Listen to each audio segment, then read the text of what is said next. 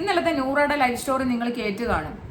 Abuse 2 പ്രാവശ്യം ഞാൻ ലൈംഗിക അതിക്രമത്തിന് വിധേയമായിട്ടുണ്ട് 8ലും 9ലും പഠിക്കുമ്പോൾ.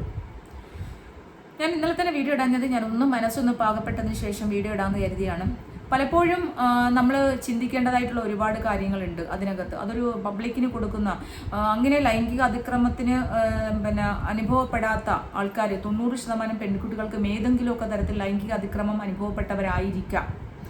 അതുകൊണ്ട് അവർക്ക് കൊടുക്കുന്ന ഒരു വലിയ മെസ്സേജ് അതിനകത്തുണ്ട്.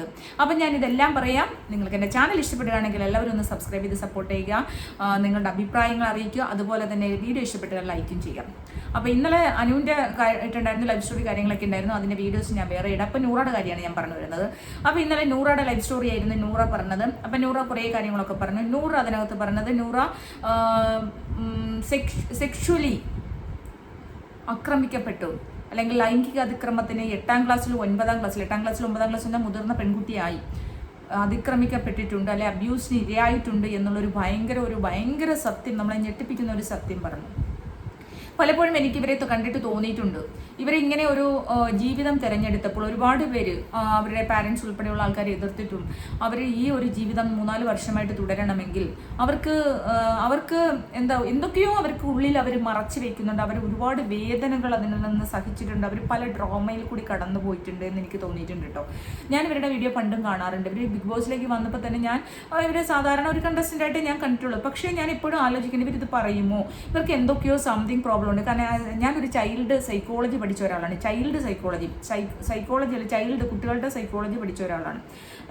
വക്കീലാണ്. 11 വർഷമായിട്ട് അഡ്വക്കേറ്റായിട്ട് പ്രാക്ടീസ് ചെയ്യുന്നത് കൊണ്ട് തന്നെ ഒരുപാട് കേസുകൾ, കുട്ടികളുടെ കേസുകൾ, പോക്സോ കേസുകളായാലും മറ്റുള്ള അതിക്രമത്തിന് വിധേയരായ സ്ത്രീകളുടെ കേസുകളായാലും കൗൺസിലിംഗ് ആയാലും എല്ലാം ഞാൻ ചെയ്യുന്ന ഒരാളായതുകൊണ്ടാണ് ഞാനിത് ആധികാരികമായിട്ട് ഞാനിത് ചിന്തിച്ച് ഇത് പറയുന്നത്. നൂറ അപ്പോൾ പറഞ്ഞപ്പോൾ നൂറ പറഞ്ഞു 8ാം ക്ലാസ്സിലും 9ാം ക്ലാസ്സിലും പഠിക്കുമ്പോൾ ഇവൾക്ക് ലൈംഗിക അതിക്രമം നേരിട്ടിട്ടുണ്ട്. പക്ഷേ നിങ്ങളൊരു കാര്യം, ആ ഒരു വീഡിയോ ഞാനിപ്പം അത് എടുത്തിട്ടുണ്ട്, പക്ഷേ ഇപ്പോൾ ഇതിനകത്ത് വെക്കാൻ പറ്റില്ല. ഞാൻ ആ ഒരു വീഡിയോ ക്ലിപ്പ് എടുത്തിട്ടുണ്ട്. അപ്പോൾ ബിഗ് ബോസ് ക്യാമറ അവളുടെ കണ്ണിലേക്ക് സൂം ചെയ്യുന്നുണ്ട്. ആ കണ്ണ് കാണുമ്പോൾ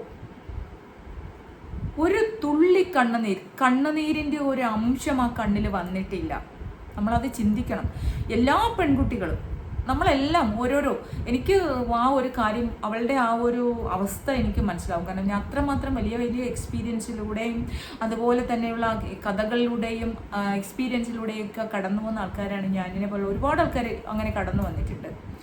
കണ്ണിൽ ഒരു തുള്ളി കണ്ണുനീര് പോലും വരാതെ അത്രയും ബോൾഡായിട്ട് ആ കുട്ടി പറഞ്ഞപ്പോൾ അത് പറഞ്ഞു, എൻ്റെ കണ്ണുനീരൊക്കെ സ്റ്റോപ്പായി പോയതാണ്. ഭയങ്കരമായിട്ട് അതാണ് നമ്മളെ പെൺകുട്ടികൾക്ക് കൊടുക്കേണ്ടുന്ന മെസ്സേജ്. നമ്മളെ ഒരാൾ ഫിസിക്കലി അബ്യൂസ് ചെയ്തിട്ടുണ്ടെങ്കിൽ, നമ്മളെ ആരെങ്കിലും ലൈംഗിക അതിക്രമത്തിന് വിധേയരാക്കിയിട്ടുണ്ടെങ്കിൽ നമുക്കൊന്നും പറ്റൂല. അവനാണ് ആ ചെയ്ത വ്യക്തിക്കാണ് എല്ലാം പറ്റിയിരിക്കണത്.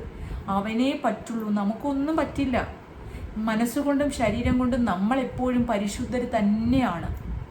നമ്മളെപ്പോഴും നമ്മളുടെ പരിശുദ്ധി നമ്മുടെ മനസ്സിനും ശരീരത്തിനും എപ്പോഴും ഉണ്ട്. നമ്മുടെ പരിശുദ്ധിയും മനസ്സും ഒരിക്കലും നഷ്ടമാകില്ല എന്നുള്ളൊരു വലിയ മെസ്സേജാണ് നൂറ എന്ന പെൺകുട്ടി നമ്മുടെ ആ അവരുടെ ലൈഫ് സ്റ്റോറി കൂടെ നമുക്ക് പറഞ്ഞു തന്നത്. ഓരോ ആൾക്കാരും നമ്മുടെ ലൈഫ് സ്റ്റോറി പറയുമ്പോൾ നമ്മുടെ സൊസൈറ്റിക്ക് എന്തൊക്കെ മെസ്സേജുകൾ കൺവേ ചെയ്യാൻ കഴിയും. നമ്മൾ കടന്നു വന്ന വഴികൾ, ആ വഴികൾ പിന്നെയും ഓർത്ത് സങ്കടപ്പെട്ട് കരഞ്ഞു തൂവല്ല ചെയ്യേണ്ടത്. നമ്മൾ കടന്നു വന്ന വഴികൾ എങ്ങനെയാണ് നമ്മൾ അതിനെ ഓവർകം ചെയ്തത്. ഇനിയുള്ള പെൺകുട്ടികൾക്ക് അതാണൊരു ഇൻസ്പിറേഷൻ, അല്ലേ? അങ്ങനെ ആ ഒരു സാഹചര്യത്തിൽ ഇന്നും ട്രോമയിൽ കഴിയുന്ന ഒരുപാട് കുട്ടികൾ, ആ ട്രോമ വിട്ടുമാറാത്ത പെൺകുട്ടികളും സ്ത്രീകളും ഇന്ന് ഒരുപാടുണ്ട്. അവർക്ക് എങ്ങനെ അത് ഓവർക്ക് ചെയ്യും? 25-26 വയസ്സുള്ള പെൺകുട്ടി അത് പറയുമ്പോൾ, 8ലോ 9ലോ പഠിക്കുമ്പോൾ ഉണ്ടായിട്ടുള്ള ഫിസിക്കൽ അബ്യൂസ് പറയുമ്പോൾ അവളുടെ കണ്ണ് നിറഞ്ഞിട്ടില്ല. എന്തിന് നിറയണം? എന്തിനാണ് അവളുടെ കണ്ണ് നിറയേണ്ടത്? അതാണ് നമ്മൾ ചിന്തിക്കേണ്ടത്. നമ്മൾ ഒരു തെറ്റും ചെയ്തിട്ടില്ല. നമ്മൾ എന്നും മനസ്സുകൊണ്ടും ശരീരം കൊണ്ടും നമ്മൾ ശുദ്ധരാണ്. നമ്മൾ ഏതോ ഒരു നരാധമൻ ഒരിക്കലും നമ്മൾ പ്രതീക്ഷിക്കാത്ത സമയത്ത് പല കള്ളങ്ങൾ പറഞ്ഞ് അല്ലെങ്കിൽ ഭീഷണിപ്പെടുത്തി നമ്മളെ നശിപ്പിച്ച്, അല്ലെങ്കിൽ നമ്മളെ നശിപ്പിച്ചു എന്നൊന്നും പറയാൻ പറ്റില്ല, നമ്മളെ അവർ ചൂഷണം ചെയ്തിട്ടുണ്ടെങ്കിൽ അത് നമ്മളെ ഒരിക്കലും മനസ്സിലും ശരീരത്തിലും നമ്മളെ എഫക്റ്റ് ചെയ്യാൻ പാടില്ല. നമ്മളൊരിക്കലും അത് നമ്മുടെ മൈൻഡിലേക്ക് എടുക്കരുത്, നമ്മുടെ തലയ്ക്കകത്തേക്ക് എടുക്കരുത്. ഇതാണ് അവിടെ പാഠം. ഇതൊരു വലിയ മെസ്സേജാണ് നമ്മുടെ ഇന്നത്തെ പെൺകുട്ടികൾക്കായാലും സ്ത്രീകൾക്കായാലും. ഒരുപാട് വർഷങ്ങളായിട്ട് ട്രോമയിൽ കഴിയുന്ന ആൾക്കാരുണ്ട് ഇങ്ങനെ ഒരു സിറ്റുവേഷനിലൂടെ കടന്നു പോയിട്ട് അല്ലെ. ബസ്സിൽ വെച്ചിട്ട് ഒരു പിന്നെ പിൻഭാഗത്ത് ചന്തിയിൽ ഒരു തട്ട് കിട്ടിയിട്ട് ഇന്നും ട്രോമയിൽ കഴിയുന്ന ആൾക്കാരെ 40 വയസ്സും 38-40 വയസ്സുള്ള സ്ത്രീകളെ എനിക്കറിയാം. ഇന്നും അവർ ആ ഒരു ഞെട്ടലിൽ നിന്ന് വിമുക്തരായിട്ടില്ല. ഇന്നും ബസ്സിൽ കയറാൻ ഭയക്കുന്ന സ്ത്രീകളുണ്ട്. അപ്പോൾ ആ സ്ത്രീകൾക്കുള്ള ഒരു ഏറ്റവും വലിയ ഒരു മെസ്സേജാണ് ആ നൂറ എന്ന് പറയുന്ന പെൺകുട്ടി. അവൾ ഒരു പെണ്ണും പെണ്ണുമായിട്ട് ജീവിക്കുന്നത് എങ്ങനെയാണ്, ദൈവത്തിന് നിരക്കാത്തതല്ല എന്നൊക്കെ പറയുന്ന ആൾക്കാരുണ്ടാവാം. പക്ഷെ അത് നിങ്ങൾ മനസ്സിലാക്കണം, അതൊരു ക്രോമസോം അല്ലെങ്കിൽ അങ്ങനെയൊക്കെയുള്ള പ്രശ്നം കൊണ്ട് അവർക്ക് ഈശ്വരൻ അങ്ങനെയാണ് അവരെ ജനിപ്പിച്ച് വെച്ചിരിക്കുന്നത്. അവരുടെ കുറ്റമല്ല അത്. എനിക്ക് ഒരു പുരുഷനോടാണ് പ്രേമം തോന്നുന്നത്, എനിക്കൊരു സ്ത്രീയോട് പ്രേമം തോന്നില്ല എങ്കിൽ അത് എന്നെ ഇങ്ങനെയാണ് സൃഷ്ടിച്ചിരിക്കുന്നത്. അല്ല, എനിക്കൊരു സ്ത്രീയോടാണ് എനിക്ക് ഇഷ്ടം തോന്നുന്നത്, സെക്സ് ചെയ്യാൻ, അല്ലെങ്കിൽ ഓപ്പോസിറ്റ് സെക്സിനോടല്ല എനിക്ക് തോന്നുന്നതെങ്കിൽ അത് എന്നെ അങ്ങനെയാണ് വെച്ചിരിക്കുന്നത് എന്നെങ്കിലും ഇനിയെങ്കിലും നമ്മുടെ സമൂഹം മനസ്സിലാക്കണം. അപ്പം നൂറ ഭയങ്കര സ്ട്രോങ് ആയിട്ട് ഈ കാര്യങ്ങളൊക്കെ പറഞ്ഞു. ഒരു തുള്ളി കണ്ണുനീര്, ഒരു വിഷമം, അതിൻ്റെ കണ്ണുനീരൊക്കെ സ്റ്റോപ്പായി പോയി എന്ന് പറഞ്ഞു. അത് സത്യമാണ്. അവൾ ഒരുപാട് വിഷമിച്ച് സങ്കടപ്പെട്ടൊക്കെ ആയിരിക്കും ജീവിച്ചിരുന്നത്. പക്ഷേ വാപ്പയോടുള്ള ഉപ്പായോടുള്ള ഇന്നും സ്നേഹമാണ്. പാരൻസും സഹോദരങ്ങളോടും കൂട്ടുകൂടാൻ അവർക്ക് നല്ല ആഗ്രഹമുണ്ട്. കുഞ്ഞു കുട്ടിയല്ലേ, ചെറിയ കുട്ടികളല്ലേ അവരൊക്കെ. അപ്പോൾ പാരൻസൊക്കെ സത്യം പറഞ്ഞാൽ എനിക്കിത് പറയുമ്പോൾ എനിക്ക് സങ്കടം വരുന്നുണ്ട്. പാരൻസൊക്കെ എപ്പോഴും അവരെ കേൾക്കണം. നമ്മുടെ വീഡിയോ ഒക്കെ എത്ര പേര് കാണുന്നുണ്ട് അറിയില്ല, എന്നാലും ഒരു 40,000 ആൾക്കാരിലേക്ക് എൻ്റെ വീഡിയോ ഒക്കെ പോയിട്ടുണ്ട്. അപ്പോൾ അതുകൊണ്ട് തന്നെ എൻ്റെ തമ്മിൽ ഇനിയിപ്പോൾ ഞാൻ ഇടമ്പളയിൽ പോയിട്ടുണ്ടായാൽ മതി, കുറേ ആൾക്കാരൊക്കെ കേൾക്കട്ടെ, അവരുടെ പാരൻസൊക്കെ ഇത് അറിയട്ടെ, എന്നിട്ട് ആ കുഞ്ഞുങ്ങളെ മാറോട് ചേർത്ത് പിടിക്കട്ടെ. അതാണ് എൻ്റെ ആഗ്രഹം. അവർക്ക് കപ്പ് കിട്ടുന്നു, അവർ വലിയ വിജയിയാവുന്നു എന്നുള്ളത് സെക്കൻഡ് മാറ്റേഴ്സാണ്. അവർ നല്ല ക്യാരക്ടേഴ്സാണ്. അവർ നല്ല രീതിയിൽ മുന്നോട്ട് സൊസൈറ്റിക്ക് നല്ല മെസ്സേജ് കൺവേ ചെയ്യാൻ വരുന്നുണ്ട്. അവരുടെ ഹാർഡ് വർക്ക് കൊണ്ടും ഈശ്വരൻ്റെ അവരുടെ നന്മ, അവരുടെ മനസ്സിൽ അവരനുഭവിച്ച വേദന, ഇതെല്ലാം മുകളിലിരുന്ന് നമ്മളെല്ലാവരും എല്ലാ ദൈവങ്ങളെയും പല പേരിട്ട് വിളിക്കുന്നു എന്നേ ഉള്ളൂ. എല്ലാവരും ഒന്നാണ്. ഒരു പ്രപഞ്ചത്തിലുള്ള ഒരു ശക്തിയുണ്ട്. ആ ശക്തി അവരുടെ വിളി കേട്ടിട്ടുണ്ടായിരുന്നു. അതുകൊണ്ടാണ് അവർക്കൊരു നല്ല ജോബ് കിട്ടി, അവർക്ക് നന്നായിട്ട് ജീവിക്കാൻ കഴിയുന്നത്.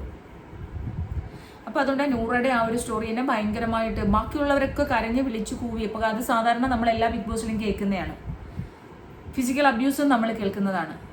പക്ഷേ ആ ബോൾഡ്നെസ്, ആ കണ്ണെടുത്ത് കാണിച്ചത് കൊണ്ടാണ് എനിക്ക് അത്രയും ഒരു ഹൃദയസ്പർശിയായിട്ട് തോന്നുന്നത്. കണ്ണ് ഒന്ന് നിറഞ്ഞിട്ട് പോലുമില്ല, വളരെ ക്യാഷ്വലായിട്ട് പറഞ്ഞു. എന്നെ അയാൾ കട ചോദിച്ചു, അച്ഛന് ഉപ്പാക്ക് സൂപ്പർ മാർക്കറ്റാണ്, കട ചോദിച്ചു, അങ്ങോട്ട് കൊണ്ടുപോയി, കൂട്ടിക്കൊണ്ടുപോയി, ബിൽഡിങ്ങിൻ്റെ മുകളിൽ കൊണ്ടുപോയി കത്തി കാണിച്ചു. എന്നെ അയാൾ എന്തൊക്കെയോ ചെയ്തു, ഓട്ടോറിറ്റീസ് എന്തൊക്കെയോ ചെയ്തു. അങ്ങനെയാണെന്ന് ഈ അനുഭവിക്കുന്ന ഓരോ സ്ത്രീകളും അതാണ്. അല്ലാണ്ട് എന്തൊക്കെയോ ചെയ്തു, ഇവൻ എന്ത് ചെയ്തു എന്നല്ല, നമ്മൾ അതിൽ നിന്ന് രക്ഷപ്പെടാനുള്ള ശ്രമത്തിനിടയിൽ എന്തൊക്കെയാണ് ചെയ്യുന്നതെന്ന് മനസ്സിലാക്കാൻ കഴിയില്ല. ഓരോ പീഡിപ്പിക്കപ്പെട്ട സ്ത്രീകൾക്കുമുള്ള ഒരു ഇൻസ്പിറേഷനാണ് നൂറ പറഞ്ഞ നൂറ എന്ന് പറയുന്ന വ്യക്തി പറഞ്ഞ ഒരു കാര്യം. 8ലും 9ലും പഠിക്കുന്ന കുഞ്ഞു കുട്ടികളൊന്നുമല്ല. എന്നെ ഒരു അമ്മ വിളിച്ചിട്ടുണ്ടായിരുന്നു കുറേ നാൾ മുമ്പ്. 4ൽ പഠിക്കുമ്പോൾ 3ലും പഠിക്കുമ്പോൾ ഒരു കുഞ്ഞിനെ, അവരുടെ മകളെ കുഞ്ഞിനെ ഫിസിക്കൽ അബ്യൂസ്, ഇങ്ങനെ ലൈംഗിക അതിക്രമം ചെയ്ത ഒരുത്തൻ വീടിനടുത്ത് കട നടത്തുന്നതായിരുന്നു. അങ്ങനെ അത് ചെയ്തു എന്ന് പറഞ്ഞു. ഇങ്ങനെ കോടതിയിലൊക്കെ കയറി ഭയങ്കര ഇങ്ങനെ ട്രയലിനൊക്കെ വിളിച്ചു, അതിനെ മൊഴിയെടുക്കാനൊക്കെ വിളിച്ചു. അപ്പോൾ അമ്മയാണ് സാക്ഷി എന്ന് തോന്നുന്നു. ഞാൻ പറഞ്ഞു കുഴപ്പമില്ല, പ്രോസിക്യൂട്ടറോട് കാര്യം പറഞ്ഞാൽ മതി. മോളിപ്പം 3ാം ക്ലാസ്സിൽ പഠിക്കുമ്പോഴായിരുന്നു, മോളിപ്പോൾ 8ലോ 9ലോ ആണ്. നമ്മുടെ കോടതികൾ 8ലോ 9ലോ പഠിക്കുന്ന കുട്ടിയാണ്. അവൾ അത് മറന്നുപോയിട്ടുണ്ട്. 3ലോ 2ലോ ഒക്കെ പഠിക്കുന്ന സമയത്ത് അവളത് മറന്നുപോയിട്ടുണ്ട്. ഇനി ആ കുട്ടിയെ വിളിച്ച് എന്ത് മൊഴിയെടുക്കാനാണ്? അപ്പോൾ അമ്മയുടെ നിസ്സഹായതയാണ്. മോളോട് ഞാൻ എങ്ങനെ പറയും മാഡം, മോളോട് ഞാൻ എങ്ങനെ പറയും നിന്നെ ഇത് കാര്യത്തിനാണ്? അവളത് മറന്നു, അവളുടെ ജീവിതത്തിൽ നിന്ന് അതിനെയൊക്കെ കളഞ്ഞു, അവളത് നല്ല പഠിക്കുന്ന കുട്ടിയാണ്, എങ്ങനെ പറയും മാഡം? ഞാനിപ്പോൾ പറഞ്ഞു പ്രോസിക്യൂട്ടറോട് നിങ്ങൾ പറ, എന്നിട്ട് കോടതി അറിയിക്കൂ. കുഞ്ഞിനോട് അമ്മ തന്നെ പറയുന്നത്, അല്ലെങ്കിൽ ഏതെങ്കിലും രീതിയിൽ കോടതിയിൽ പോകാതെ എങ്ങനെ കോടതിയിൽ പോവും ഞങ്ങൾ, അങ്ങനെ അറിയിക്കാൻ പറഞ്ഞ് ഞാൻ അതിനുള്ള സൊല്യൂഷൻസൊക്കെ ഞാൻ പറഞ്ഞു കൊടുത്തു. അപ്പം അതുകൊണ്ടാണ് എനിക്ക് നൂറയുടെ ഈ ഒരു വീഡിയോ എനിക്ക് ഇതേ കണക്ക് പറയണമെന്ന് തോന്നിയത്. പല ആൾക്കാരും പല സ്ഥലത്തു നിന്നും എന്നെ വിളിക്കാറുണ്ട്. അഡ്വക്കേറ്റ് ആയതുകൊണ്ടും ഇത് കണക്ക് ക്രിമിനൽ കേസ് കൈകാര്യം ചെയ്യുന്ന ഒരു അഡ്വക്കേറ്റാണ്. എൻ്റെ ഗൂഗിളിൽ അടിച്ചാൽ അറിയാൻ പറ്റും, അഡ്വക്കേറ്റ് അനഘ ഇന്ത്യയിലെ തന്നെ ആദ്യത്തെ ലീഗൽ ഫേമിൽ ആദ്യത്തെ 10ൽ 6ാമതാണെന്ന് തോന്നുന്നു ഞാൻ, എൻ്റെ ലീഗൽ ഫേം അനക്ക അസോസിയേറ്റ്സ്. അപ്പോൾ അതുകൊണ്ട് തന്നെ ബുക്കിംഗ് ഉണ്ട്, ഫീസൊക്കെ തന്നിട്ടാണ് ബുക്ക് ചെയ്യുന്നത് കേട്ടോ. അപ്പോൾ അങ്ങനെ അതുകൊണ്ട് അതിന് പല സ്ഥലത്തുനിന്നും ഒരുപാട് ആൾക്കാർ കൺസൾട്ടിങ് പറഞ്ഞ് നമ്മളെ വിളിക്കാറുണ്ട്. അതുകൊണ്ട് തന്നെ ഒരുപാട് ആൾക്കാരുടെ ബുദ്ധിമുട്ട് വിഷമങ്ങൾ നമ്മൾ കേൾക്കുന്നു. അപ്പോൾ നോറയുടെ ഇത് കണ്ടപ്പോൾ തീർച്ചയായിട്ടും എനിക്ക് അതിന് മാത്രം വേണ്ടിയിട്ട് നൂറയ്ക്ക് വേണ്ടി മാത്രമുള്ളൊരു വീഡിയോ ആണ്. നൂറയ്ക്ക് വേണ്ടി മാത്രം ഞാൻ ഈ വീഡിയോ ഇട്ടിരുന്നു. നൂറയ്ക്ക് വേണ്ടിയിട്ടല്ല, നൂറയെ പോലെ എന്നെ പോലെയുള്ള ഒരുപാട് സ്ത്രീകൾക്ക് വേണ്ടിയിട്ടുള്ള, ഒരുപാട് ഏതെങ്കിലും തരത്തിൽ ഫിസിക്കൽ അബ്യൂസ് നേരിട്ട കേരളത്തിലെ അല്ലെങ്കിൽ ഇന്ത്യയിലെ എല്ലാ സ്ത്രീകൾക്കും വേണ്ടിയിട്ടാണ് ഞാൻ ഈ വീഡിയോ ഇട്ടത്. അപ്പോൾ ഒരു കാര്യം മനസ്സിലാക്കുക, ഒന്നും നഷ്ടപ്പെട്ടിട്ടില്ല. നമ്മുടെ മനസ്സും ശരീരവും എന്നും പരിശുദ്ധമായിരിക്കുന്ന കാലത്തും സ്നേഹിച്ച് ഒരാളുമായിട്ട് പോണതല്ല. നമ്മളറിയാതെ, നമ്മൾ മനസ്സറിയാതെ, നമ്മൾ ഒരിക്കലും ചിന്തിക്കാത്ത ഒരവസ്ഥയിൽ നമ്മളെ ചൂഷണം ചെയ്യാൻ ഏതെങ്കിലും ഒരു നരാധമൻ ചൂഷണം ചെയ്തിട്ടുണ്ടെങ്കിൽ അത് അതിനകത്ത് ഒരു പാർട്ടിയല്ല. നമ്മൾ അതൊരിടത്ത് ഒരിക്കലും റിഗ്രറ്റ് ചെയ്യരുത്. നമ്മൾ നമ്മുടെ ലൈഫായിട്ട് പോവുക. അത് സംഭവിച്ചു പോയി, അതൊക്കെ വരാനുള്ളതായിരുന്നു, അതൊന്നും ഒരു കാര്യമുള്ളതല്ല എന്ന് നിങ്ങളത് take it as easy, take it as cool. നിങ്ങളത് കൂളായിട്ട് എടുക്കുക, ഈസി ആയിട്ട് എടുക്കുക.